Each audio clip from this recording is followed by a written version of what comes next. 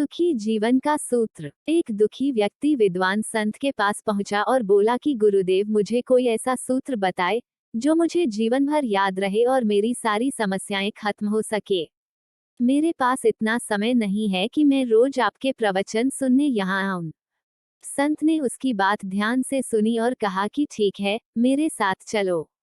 संत के साथ ही वह व्यक्ति भी चल दिया। संत उस व्यक्ति को लेकर शमशान पहुंचे। उस व्यक्ति ने पूछा कि गुरुजी, आप मुझे ये कहाँ लेकर आ गए हैं? संत ने कहा कि हम यहाँ कुछ देर रुकेंगे। थोड़ी ही देर में एक धनी व्यक्ति की अर्थी वहां आई और उसके कुछ देर बाद एक गरीब व्यक्ति की अर्थी लेकर कुछ लोग पहुंचे। अमीर और गरीब दोनों लोगों के शवों को शमशान में जला दिया गया। इसके बाद संत उस व्यक्ति को लेकर अपने आश्रम लौट आए। संत ने उससे कहा कि तुम कल फिर आना, मैं तुम्हें कल उपदेश दूंगा। अगले दिन सुबह सुबह ही वो व्यक्ति फिर से संत के पास पहुंच गया। संत उसे लेकर शमशान पहुंचे।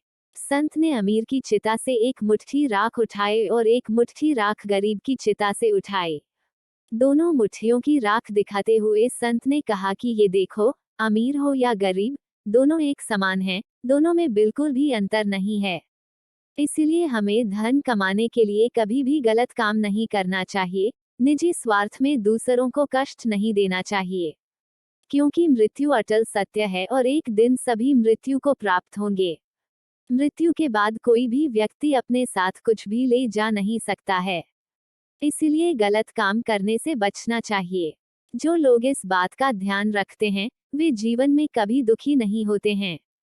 संत की बातें सुनकर व्यक्ति को सुखी जीवन का एक ऐसा सूत्र मिल गया था जिसने उसकी सारी समस्याओं को हल कर दिया। उसने संत से कहा कि आपका ये ज्ञान मैं जीवन भर याद रखूंगा और कभी भी गलत काम नहीं करूंगा।